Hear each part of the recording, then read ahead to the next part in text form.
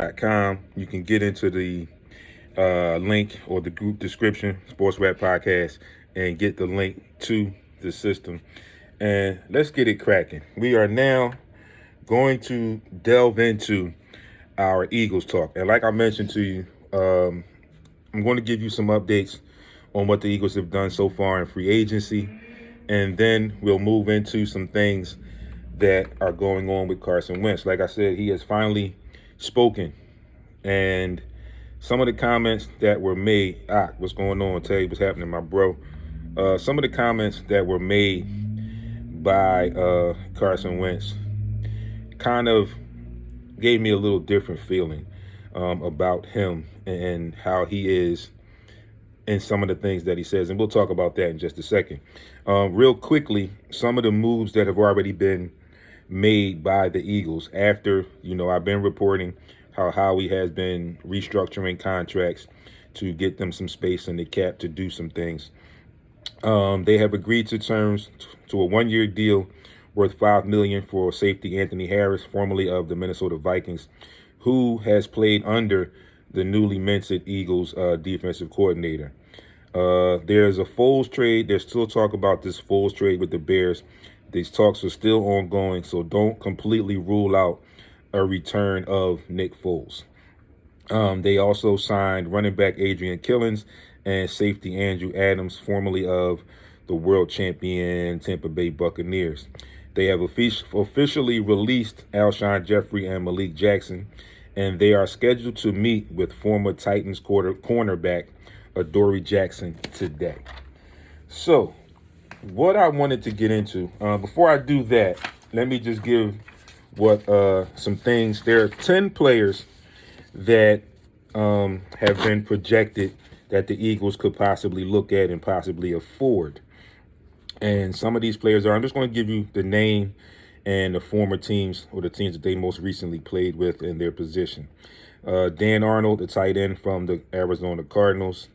And I'll give you their age to go with the Eagles when they think they want to go with the youth movement now. He's 25. Garyon Conley, another cornerback from the Houston Texans at age 25. Malik Hooker, a safety from the Colts, who also has played under or has some familiarity with new Eagles head coach Nick Sirianni. DeMonte Kazee, a safety from the Falcons. And then there are 5 new guys that have emerged. Also, Jamal Agnew, kick returner, punt returner from the Lions. New guys, let's see, Marcus Mariota, quarterback from the Raiders. There's been some talk about him, but I'm guessing that might depend on what happens with the talks with Chicago and the Nick Foles situation. Duke Johnson, the running back from the Texans, but I think he's already agreed to terms with someone else already. Then there's Eric Wilson, the linebacker from the Vikings, and Tano, I can mess this name up, Pasagnon, edge rusher from the Kansas City Chiefs. So all of these guys that I just mentioned are fit into that bill of the youth movement that the Eagles are looking to try and progress with.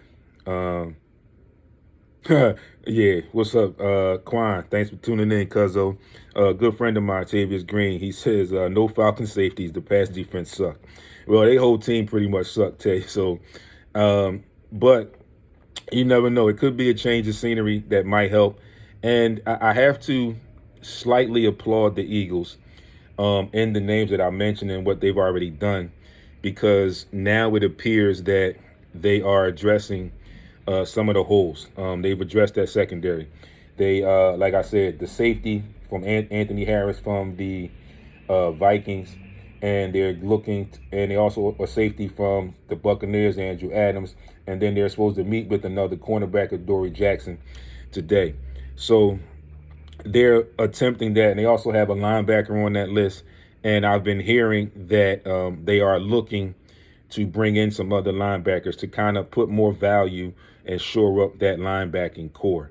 So little glimpse of sunlight there for the Eagles and progressing on, And like I said, Howie freeing up some cap space, maybe they can get some things done. It's not much, but like I said, small bit of applause because they are addressing some needs. And hopefully this will make their draft a little bit easier in what they need to accomplish. So getting back to what I mentioned, and I want to talk about this because I like I said, some of the comments that he made, in my opinion, really didn't clear anything up in that whole situation with Carson Wentz wanting to be traded or eventually being traded to the Indianapolis Colts. So just to start out, one of the things that he said was that he felt the beginning of the end of his 5-year career in Philadelphia came when he was benched in Week 13 against the Green Bay Packers. After that, we know he didn't play another snap for the Eagles, and 2 months later, he was traded for a 3rd-round pick in this year's draft and a conditional 2nd-round pick in the 2022 draft. Some of the things that he says, and I quote, "I'm not going to sugarcoat it, it wasn't fun," end quote. He also goes on to say, "It's not fun when things were going well for years and all those things. As a man, you have to look yourself in the mirror and learn from it and become a better man, better player." Keep that in mind, and I'm going to talk a little bit about that. He says, as a man, you have to look yourself in the mirror and learn from it and become a better man, a better player. It wasn't fun. It was difficult. But I did everything I could to be supportive of Jalen Hurts and my teammates. Well. To the contrary, we've heard a lot of different things about him and him being a teammate, good or bad, whatever the case may be. But that one part I want to touch on, it says, as a man, you have to look yourself in the mirror and learn from it and become a better man, a better player.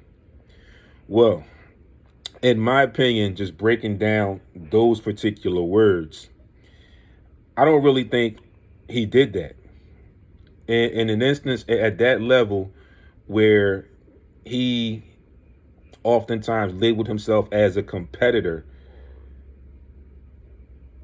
I really don't think that you really looked yourself hard in the mirror. I agree with what was said, the actual words, where when things get bad, you got to look yourself in the mirror, own up to your part of it, and then be that competitor and try to fix things or whatever. In this particular instance, he was just wanting an out. He didn't play the last 4 games. Jalen Hurts started those last 4 games of the season. And he says, you become a better man from it, a better player. I think he took the easy way out and asking or requesting a trade to get a new start. Of course, it wasn't fun. It's never fun when you're playing bad as an individual or as a unit. It's never fun. But you have to own up to your role in the entire situation, which is one of the things I've been saying since this whole nonsense began, where I didn't feel like he was truly owning up to his role in this situation. And it doesn't look like he still has. And he says he has to own up to it. Well, he says you grow from it. You have to make yourself a better player and a better man. Like I said, I think he took the easy way out by requesting and asking for a trade and wanting to remove himself from the situation. You were benched because you were not playing well. The team was not playing well on a whole the entire season, if you will. But you as the quarterback were not playing well, and it finally got to that week 13, where the coaching staff decided we're going to try something different, try to get a spark. And that's all because of how the way this division, the Eagles NFC East division, played out. It was a very bad division, as we saw. But up until week 16, the Eagles were still in the hunt to win the division. So as a coach myself, a former coach myself, I understand the thought process of the Eagles coaching staff at that particular time, and feeling like they needed to make a change to maybe try and get a spark. Maybe they could sneak into the playoffs and try and do something and improve on that. Octavius Green says, I never had a fun job. Go hard or go home. He said he's soft as drugstore cotton. I, I hear you. I'm not going to go as far and say that. I do will say that there is some softness there, like I said, because you didn't own up to what your part was, your role was in the whole situation. You were playing poor. And that happens in the sports world a lot. In sports, you're not playing well, you get benched. Then you have to take it upon yourself, like the words he put out. Now, if he truly meant it, I still don't believe it, but he put it out there. You have to take it upon yourself to get that job back. That's where your competitive nature comes in.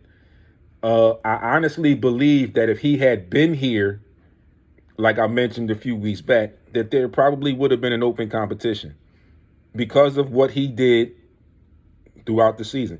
And like they say, the NFL stands for not for long. And then there's always that, what have you done for me lately? So him just wanting to remove himself from the situation, I think he doesn't want to own up to his role. I don't see that in my eyes as being a good teammate. I feel like you bailed on the guys because, in my opinion, you guys didn't have a good season and most of you are still here. I just feel like as a former player and as a coach, you want to stick around with these guys and prove to them or show them that you're all in, that you want to try and get better with the same group or the majority of the same group that you didn't do so well with. He didn't want that. He didn't do that. He asked for a trade and ultimately got traded to the Indianapolis Colts. And he goes on and he talks about how his familiarity with Frank Reich helped him along the way. Yes, but things happen in the NFL and in professional sports. And as a coach, and you see that in that situation that Frank Reich was in, he had a very successful season. The Eagles won a Super Bowl that year, yada, yada, yada. He was interviewed for a head coaching position, which is every assistant coach's dream, I'm sure, in any sport, any level, any sport. You want to end up being that head coach. And a lot of times, those opportunities are far and few. So when you get that opportunity, you have to take it. So as players, and you have to understand the business side of that and that particular point, those opportunities are far and few. So when you get that opportunity, it's a no-brainer that you have to take it. But as a player, if your coach leaves, then that gives you the opportunity to make a name for yourself and somewhat get away from the mold or get away from the grips of people saying that coach was the one that got him to where he was. Ultimately, we know the players have to get on the field and play. So when that coach leaves, now you have every opportunity to perform and take that stigma, if you will, off of yourself and be the quarterback or the player that you wanted to be, that you dreamt to be as a child, and getting to that point as a professional and being that professional and moving on and still having a solid career or a good career. Obviously, we saw how the Eagles season went. He did not do that. And again, I keep going back to it. And my only opinion, my only gripe is the fact that he has not, in my opinion, truly owned up to the role he played in that entire situation. If you go back and you look at that season, and again, I say it, I felt like he should have been benched for a little bit as well. I just felt like it should have happened sooner in the season or earlier in the season where he could have had a chance to redeem himself within the season. So now he has to go to an entire new franchise, an entirely new city, and try to reintroduce himself once again. Will it happen? Maybe, maybe not. We're still yet to see. But with all the other things mixed in with the Eagles season, I just felt like he bailed. And him saying that he tried to be supportive as he could to Jalen Hurts and his teammates, I'm not buying that. Because if you were claiming to be supportive, then you would have stuck it out and at least came back this coming season. And if it didn't work out this season coming, then you might think about, look, maybe I need to move on or whatever, But again, it's still what I said. I just don't buy the sincerity. I don't feel any sincerity in the words that he put out there. He says, now these are some things, some topics and what he said on particular issues that came about last season. One of them was on his terrible play in 2020. He basically says, and I quote, "Last year came and went. It was a tough year for everybody. Last year didn't go the way I envisioned it." You're really not saying much there. You really didn't address the actual topic on your terrible play. You just said basically last year came and went. So you're basically throwing this idea under the rug, this thought process. You didn't really give a clear definition of what could have possibly caused your poor play. You just went on and you say it was a tough year for everybody. Of course, because you were losing. It's never tough. It's never easy when you're losing. It's always fun when you're winning as far as sports are concerned. It's always fun when you're winning. But when you start losing, that's when you have to have the adversity and the wherewithal to gather with your teammates and try to make improvements the following season or the next game or the next week or whatever. Right here, he hasn't done that. He hasn't owned up to anything about his poor play, in my opinion. He also goes on to say it wasn't fun again. And again, like I said, he has to take as a man. You have to look yourself in the mirror, learn from it, become a better man, become a better player. I'm not going to lie, it wasn't fun. It was difficult. Of course, we all know it was difficult, Carson. It was a bad season. We saw the games. We saw your play. So we know it was difficult. It's always difficult when you struggle. But as a professional athlete, you have to take some pride and put the onus on yourself sometimes and try to make things better. It didn't look like he did that throughout the season, hence he got benched later on down the line. But you're saying that you have to look yourself in the mirror. I don't feel that you did. Because again, like I said, you still are not owning up to your role and giving some type of explanation on your poor play. You're just kind of giving it the gray area. It was difficult for everybody. It was tough. We all know that. We saw how the season played out. We know it was tough. But you as a player have to use your own words and take it upon yourself and analyze you looking yourself in the mirror and own up and fess up and say, I didn't play so well or whatever. He still has not said that at all. He's basically going on the fact that it wasn't fun. It was a tough year and it was difficult. That's a given, like I said, because we know how the season played out. Dennis Lynch, thanks for tuning in. I'm sure you are enjoying this. And looking yourself in the mirror, you have to put that onus on yourself. And you have to acknowledge your role in the situation. On when he wanted out of Philly, he said in the Green Bay game, as like I mentioned earlier, he had no idea if he was going to start, be on the bench. All of those things go through your mind. Again, those are all reasons for you to get in gear and get yourself back in that rhythm. Get yourself back on the field. You talk about you didn't know if you were going to start again or be on the bench. In my opinion, the way you played, you should have been on the bench for a little while. And I'm not necessarily saying he should have been benched for those entire 4 games. Like I always mention, I felt like it should have happened sooner in the season or earlier in the season, where he could have been benched a game or 2 and then put back in. And then if it didn't work, then you bench him again and you move on. But for you to say, I had no idea if I was going to start, be on the bench. All those things go through your mind. Of course they go through your mind when you're not playing well and you get benched. But you got benched for a reason.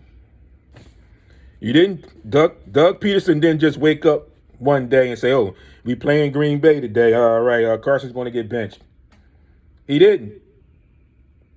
As much as I criticize Doug on his consistencies and his inconsistencies in his game planning and his adjustments throughout games, I honestly don't believe he just woke up and said, oh, I'm going to bench Carson today.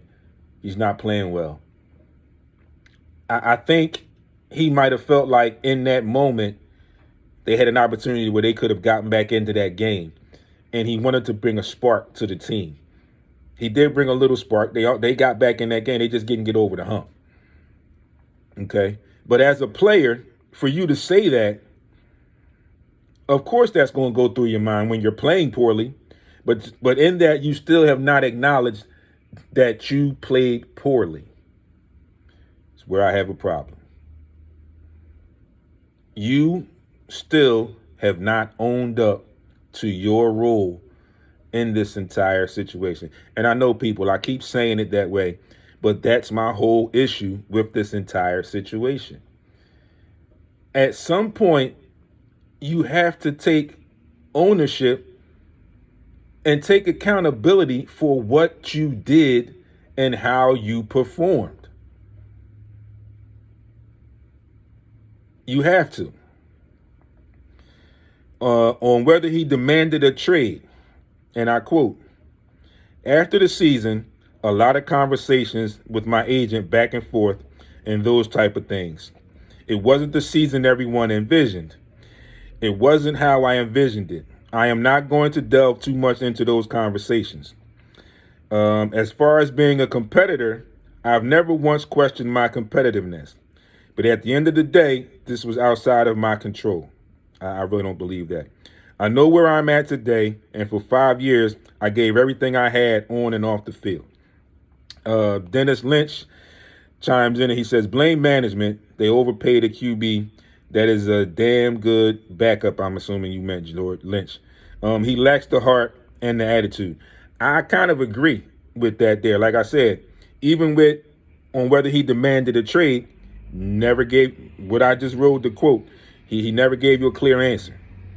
He's shying away from it. He said he doesn't want to delve into it. But then he goes on and he says he knows where he is today. And for 5 years, he gave everything he had on and off the field. In my opinion, if you claim to have given everything you had on and off the field, you would have tried, to talk to some people during the season, own up to your poor play, and try and get a read or try and figure out or come to some type of decision how you can perform better. That never happened. Okay? He says there was a lot of back and forth conversations with his agent. And he goes back into, it wasn't a season everybody envisioned. I mean, listen, you're in professional sports. Nobody goes into a professional season or in any season that matter and envisions themselves being 4-something. Nobody ever envisions going into a season, oh yeah, we're going to play for the bottom of the barrel. Nobody does that at any level of sports. Even if you deep down and wholeheartedly believe it as an individual, you never go into a season envisioning or looking forward to being the worst in the division, the bottom of the barrel. You always have expectations. And again, you're not answering any of these questions. You're shying away from it all. He also goes in, he says he's a competitor. Now he says, I'm not human. He said, I am not a perfect human. I've made mistakes in the past. I have flaws.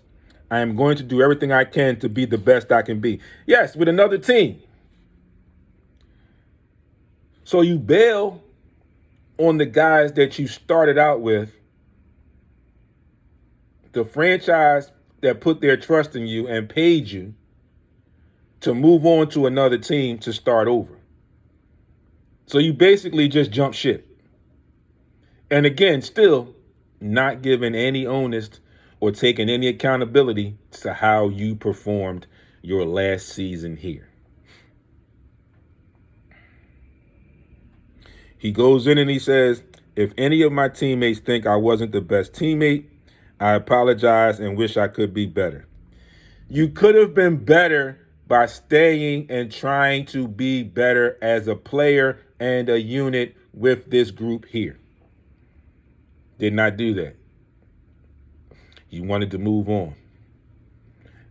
They always say pressure busts pipes. That pipe burst. As a Philadelphian, as a Philadelphia sports fan, we know it's tough. We are tough on our sports players. So you have to have thick skin to play here. Obviously, after 5 years in, he has proven that he does not have the thick skin needed to play in a city like this. Hopefully, things will be better for him in Indianapolis. Still yet to see.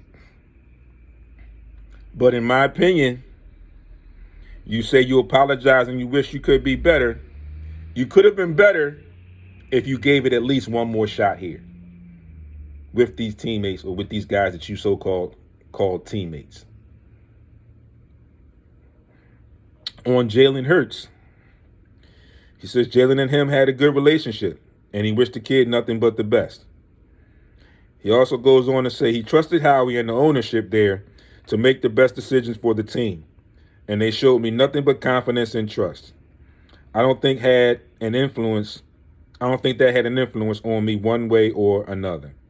Obviously it did, because you wanted to be traded and you ended up being traded. So obviously that had a role in it.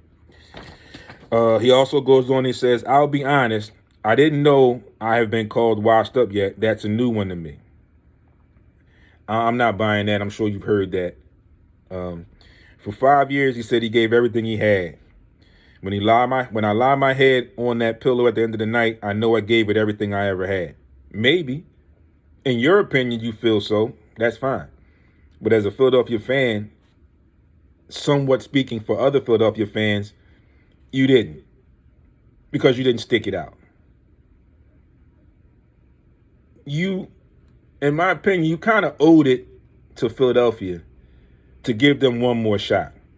After the way you fed us in the beginning, the way your play was in the beginning, and then you had a slow, steady decline going down the stretch to ultimately being moved on to another team.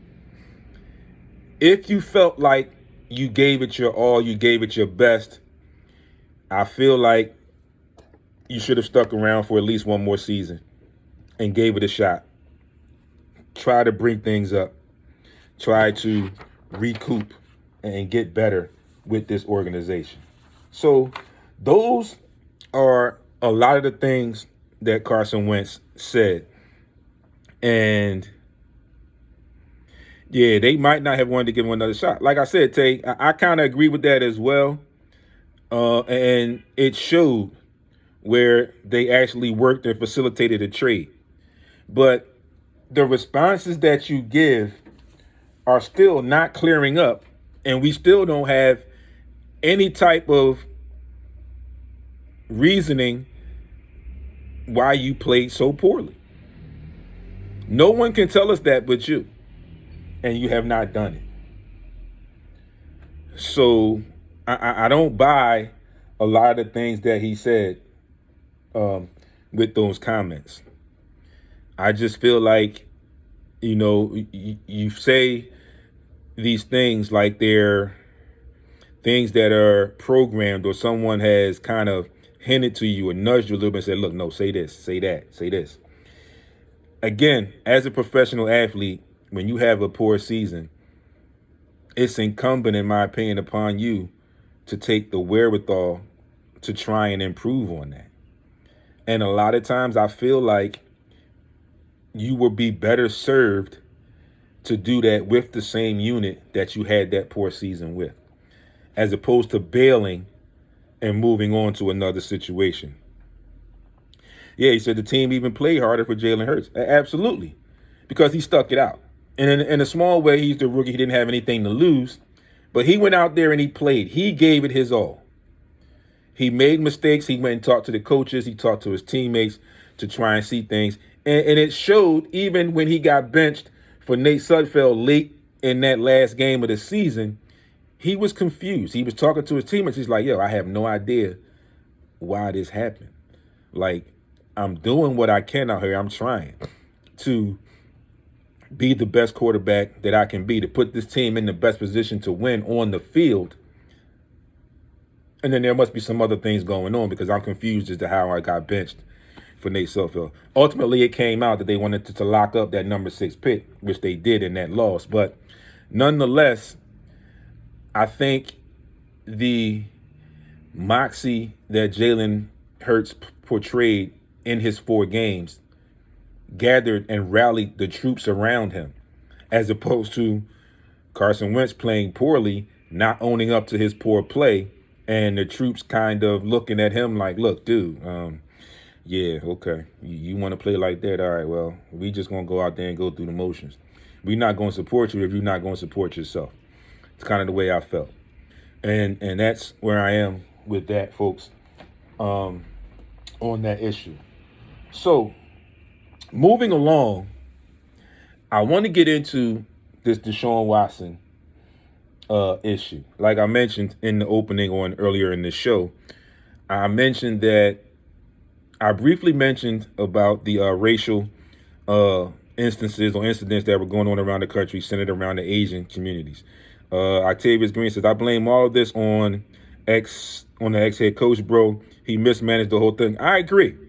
And I never said that there was an excuse for Doug Peterson.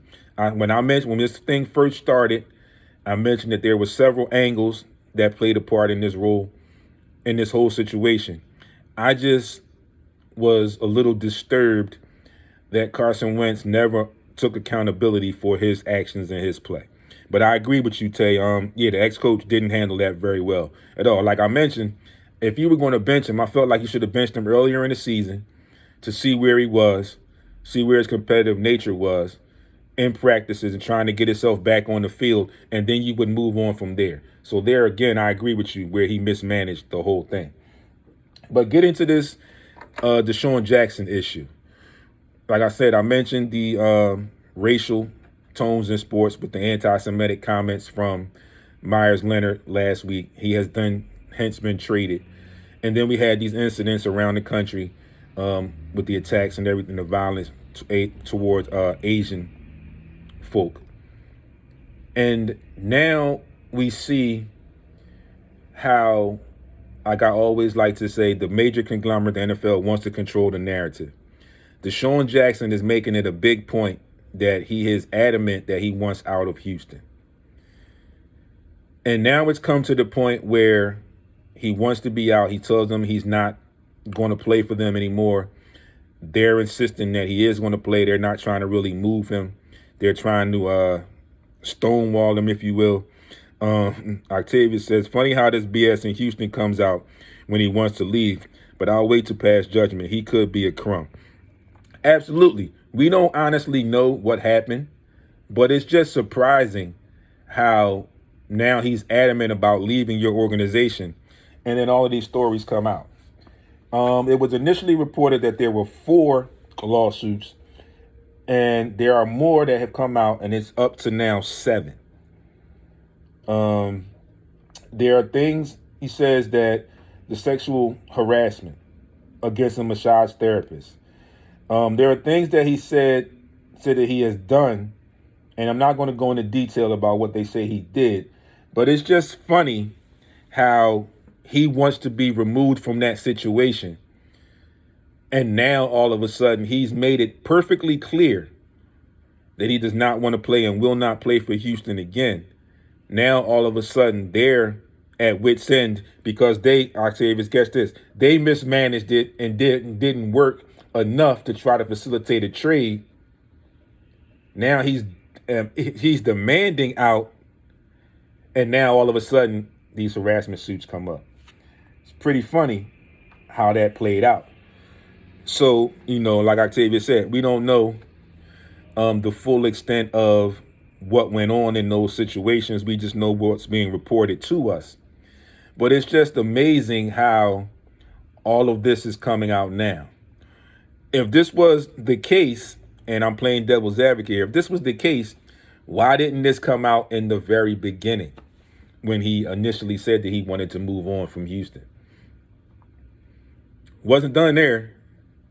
You tried to stonewall him, and you keep putting out reports as far as the organization side saying that they're not in the mood of trading him. They're not looking to move him. He will be a Houston Texan. And he's telling you, no, I won't. As a player that has representation, he has that right. And now all of a sudden, these allegations and these lawsuits have popped up. It's just strange. Like I always say, and I thank Dr. Jason Carthen from way back when we spoke to him on our show, and he talked about controlling the narrative. And we said that in any way possible, the NFL, the major conglomerate, is going to save face, and they're going to want to control the narrative. And I think partly this is what they're doing here with all of these lawsuits coming out. He said, and this to me, and this is the Me Too era. Why did they wait to come out? Absolutely. That's my whole point. Why did it wait till now to come out? So, it's just funny how I said last week when we talked about Myers Leonard, and I tell you the racial aspects in sports is around. You don't see it all the time, but it is around. You got two instances now that showed you and proves that it still is around in a way. And I'm not necessarily saying that this is a racial thing with Deshaun Watson, but it's something. Because now all of a sudden, these lawsuits are coming, and now it's up to 7. Like I said, it started out with 3 or 4, and then there's been 3 more added. Now it's up to 7. So, yeah, it's something going on there that we will probably never get the full gist of. And it's just weird and strange how this has come about. Lastly, before I get into my Sixers talk to close out the morning, I want to talk about the NCAA. We all know the NCAA, another major conglomerate who likes to control the narrative, and we know how they treat the male athletes. So we have Coach Tara Vanderveer of Stanford, women's head basketball coach at Stanford, who called out the NCAA for blatant sexism. And I quote some of the things that she says. A lot of what we have seen this week is the evidence of blatant sexism. This is purposeful and hurtful. I feel betrayed by the NCAA. I call on university presidents and conference commissioners to demand accountability who made these decisions and why, end quote. As we know, there are blatant disparities between the men's and women's college basketball tournaments. We look at the gift bags that we're given. We look at the weight room, the facilities. Not up to par in regards to the women as what the men get. Okay. Dawn Staley is also a very, very prominent voice in this whole situation. Let's see. Tara Vanderveer also goes on to say, women athletes and coaches are done waiting, not just for upgrades of a weight room, but for equality in every facet of life. Seeing men's health valued at a higher level than that of women, as evidenced by different testing protocols at both tournaments, is disheartening. With the obvious disparity between the women's and men's tournaments, okay, the message that is being sent to our female athletes and the women across the world is that you are not valued at the same level as your male counterparts. This is wrong and unacceptable. I definitely agree. I felt this way with the NBA a year ago when they were going through their collective bargaining agreement, and we talked about it on the show, how their travel and their hotel stays and things of that nature were subpar. How the disparities were presented in the bubble. When the NBA went to the bubble last year, then the WNBA, their sister organization, followed into the bubble and didn't get the same treatment. You had players that talked about how mistreated they felt as professional athletes. We already knew about the pay, but it got deeper than that. So I applaud Tara Vanderveer for publicly standing up and vocalizing and wanting to hold these presidents and commissioners accountable for what they're doing, for their disparities. It's downright disrespectful, in my opinion. It needs to change because these women give just as much effort as the men in their own right. And they should not be treated as lesser individuals than the way they are being treated. I applaud Dawn Staley for also voicing her opinions and standing up for her team and the ladies in these amateur and professional sports realms, because they're not treated the same. We all know that. But it's hit home now. It's gotten deeper. And like Tara Vanderveer says, it's blatant sexism, where the women are treated less as individuals than the men are. And it needs to stop, because now the women get paid to play with the WNBA. They go on to go overseas and play. But here in this college tournament, which is arguably the greatest moment in a lot of these college players' careers. I mean, hell, look at it. And think about it. How many times do you say, or could you say, that you played in an NCAA tournament? It's the time of your life. I mean, it's one thing to say, I play for a big name college. But then again, it gets bigger when you can say, I played in the NCAA tournament. The biggest sports time of the year. You played in that. You had a part in that. But I was mistreated. I wasn't treated as the men were. The men got super hype swag bags as gifts. We got just regular old average bags.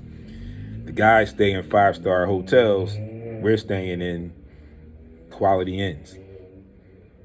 I think it should be the same, because like I said, these women and these young ladies put in as much effort to get where they are as the men do. So they shouldn't be treated any different. It's the same institution. Stanford has a men's basketball team and a women's basketball team. Tara Vanderveer is a Hall of Fame coach. For her to see this and for her to speak out on this is emphatic. And I applaud her once again for speaking out. I applaud Dawn Staley for having a voice in this entire situation. I'm hoping that they can spark and get more coaches to get involved. I'm hoping Tara Vanderveer's wish can come true, where these commissioners and officers in the NCAA, commissioners in these particular conferences, or whoever made these decisions, will hold themselves accountable or accept accountability for their decisions. We'll see. But again, I applaud and I hope that things get better for the women, because it needs to. Like I said, they put in just as much effort and time as the young men do, and they should be rewarded just the same. Finally, folks, moving on to our NBA talk, we're going to talk some Sixers, okay? Before I get into that, I want to mention something that's on the top of my mind. It's on my chest, and I have to get it out. About a week and a half ago, we saw the injury to Joel Embiid. He's going to be out 2 weeks. Thankfully for our Sixers fans, there was no structural damage, just a bone bruise. He'll be able to return. At the time, he was if not the leading candidate for the league MVP. last week I saw a report by an NBA reporter who basically, in a nutshell, was claiming or stating that because of Joel Embiid's injury, that he has pretty much knocked himself out of the MVP race, which I think is bullcrap. His season is not over. He will return and play a decent amount of games before the season is over. So in my opinion, the way he was playing, the proper rest, the proper regimen, and rehabbing that injury, I feel like he can come back and continue that progress he had and get himself back in the race. There was a reporter that said that. I'm not going to give that reporter's name. You can Google it or search it, whatever. I'm not going to give his name because I'm not going to give him the light of day for that. But now I see over the weekend, LeBron James suffered a high ankle sprain. The words that are used in regards to his injury and his timeout are indefinitely. Joel Embiid went out, they said 2 to 3 weeks, which means he'll return. LeBron James' injury, high ankle sprain, out indefinitely, which means we don't know. Yeah, Tay, you know exactly who it was. We don't know, or they don't know when he'll be back, which causes some issues for the Lakers in their pursuit of repeating as champions. And I know it's only Monday, but I have yet to hear anyone say that he's now out of the MVP race. The disrespect for my Sixers is beginning to get under my skin. I don't understand it. I'm not feeling it. There's no difference. Well, yeah, there is a difference. Like I mentioned, Joel Embiid injured, out 2 to 3 weeks. So we know he's coming back.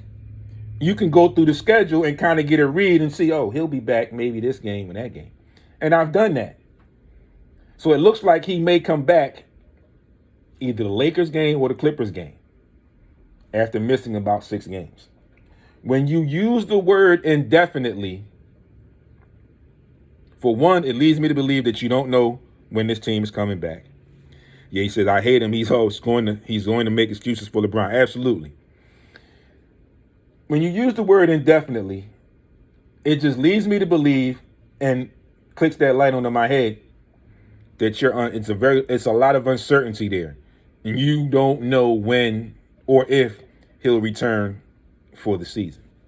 So again, does that take him out of the MVP race? In my opinion, hell yes. Because like I said, we don't know if or when he's coming back. That word indefinitely is major. Anthony Davis is already out, and they use that same word with him, indefinitely.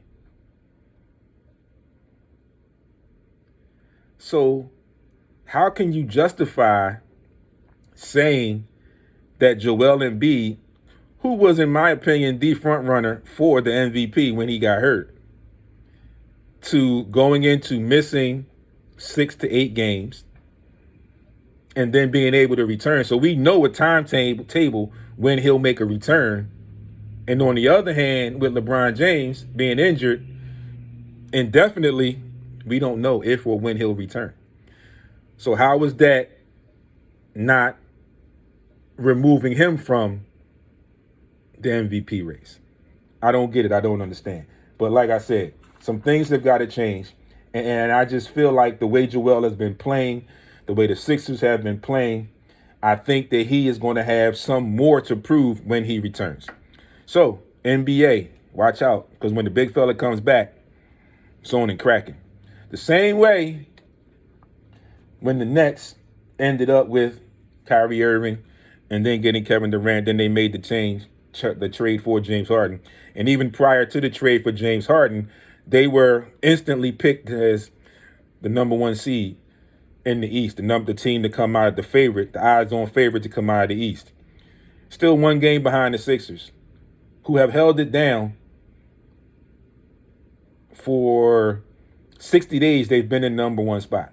And it's been bouncing back and forth between 2 down to a half. I think the lead is now a whole game now. But the Sixers are the front runners right now. If the season ended today, the Sixers would be the number 1 seed in the East. Again, like I say, we took that hard loss to the Bucks. We took it to overtime, though. One of our star players, our main star, was out.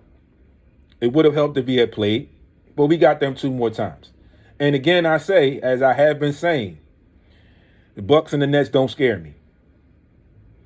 Speaking of that, again, the NBA trade deadline is coming up.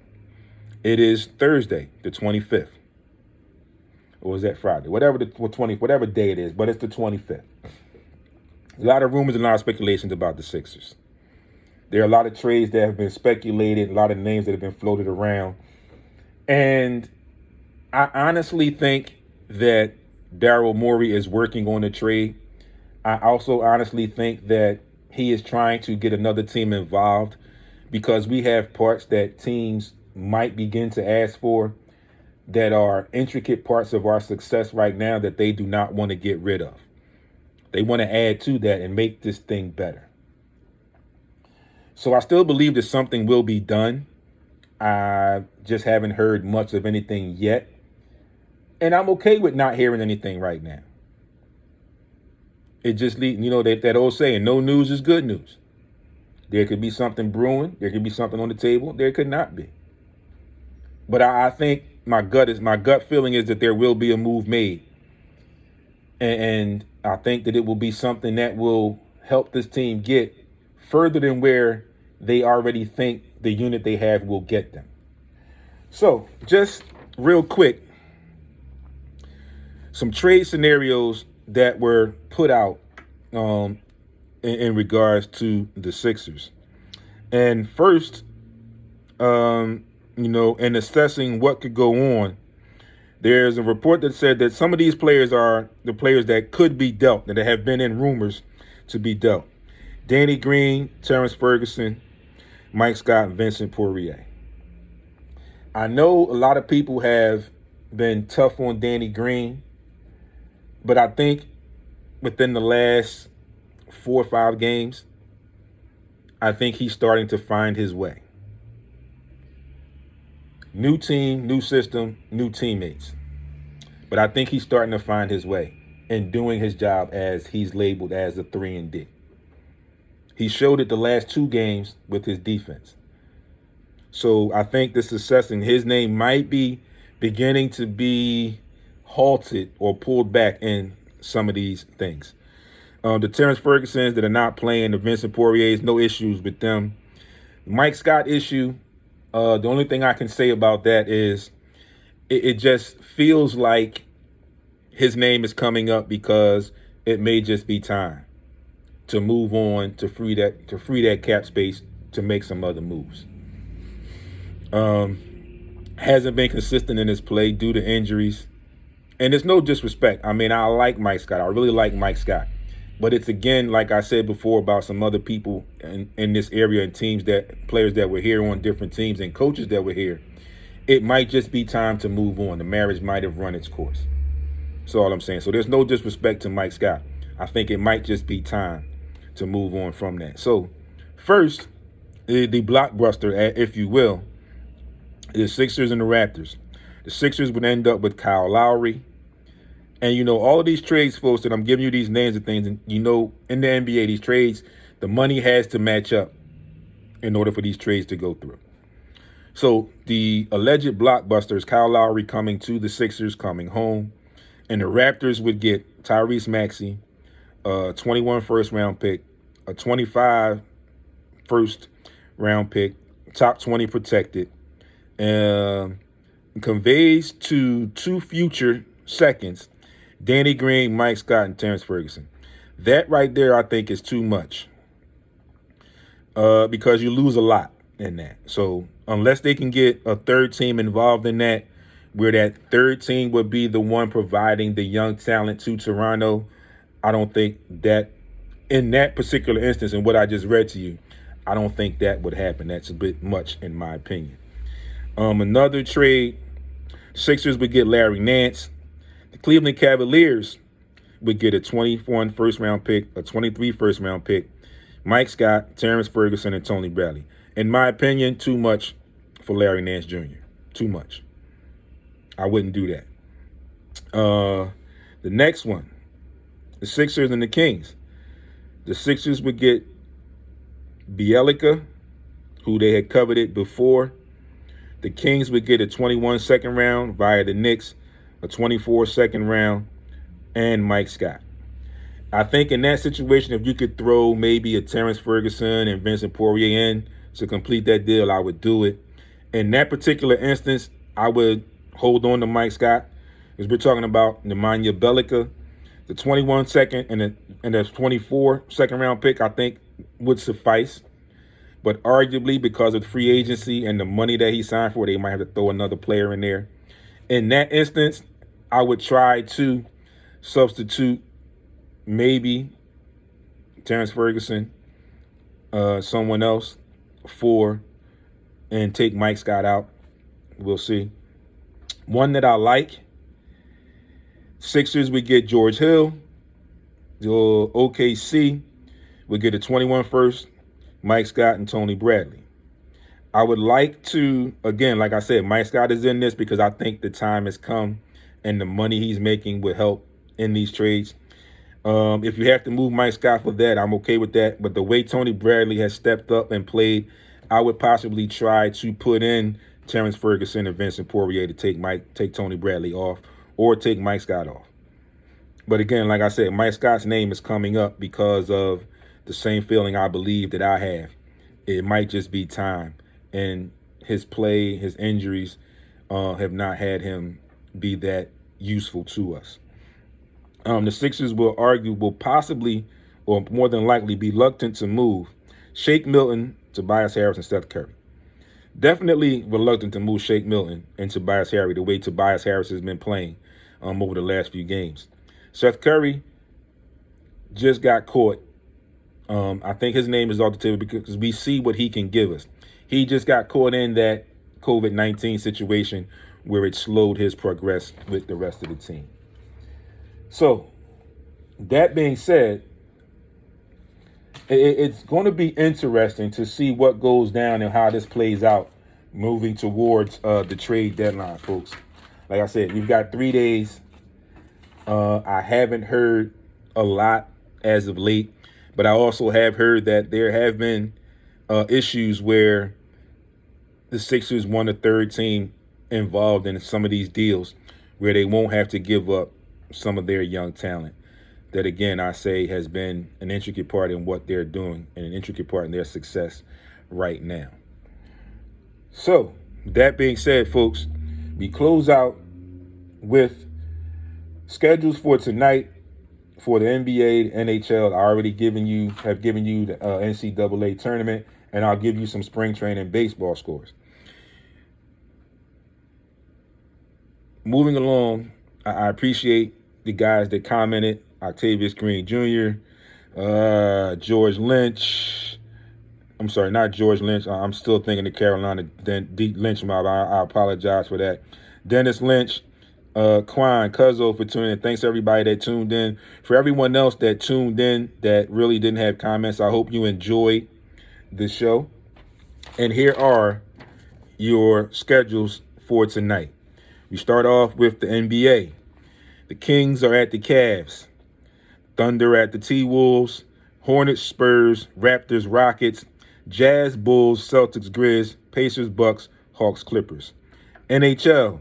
Sabres, Rangers, Blues, Golden Knights, Oilers, Canadiens, Avalanche, Coyotes, Hurricanes, Blue Jackets, the Islanders and the Flyers, the Kings and the Sharks, the Flames and the Senators, the Ducks and the Wild, the Jets and the Canucks. Finally, in Major League Spring Training Baseball, the Cards and the Marlins, Orioles and Pirates, Mets and Astros, Red Sox and Rays, Braves and Twins, Brewers and Indians, Tigers and Blue Jays, Giants and White Sox, D-backs and A's, Padres, Royals, Cubs, Angels, Rangers, Rockies, Phils and the Yankees, and the Dodgers and the Mariners. Thank you all for tuning in another episode of the Sports Rap Podcast right here on Heat 100 Radio. You know where to find me in the group right here where we are live on Facebook, Sports Rap Podcast, on Instagram and Twitter at sportsrap_D, the webpage sportsrapradio.com, the podcast on iHeart, Apple, Google Podcasts, and most of your other podcast outlets. YouTube, Sports Rap TV. You can check videos of past shows. Video of today's show will go up later this week. And as always, enjoy the beautiful weather. Spring is upon us. I think it's going to be 61 degrees today on a Monday. As we always say, be great on purpose. Enjoy the rest of your week. I will see you all week on social media and keep you updated on your local and national sports scene. It's your boy D signing out, and thank you all for tuning in. See you next time.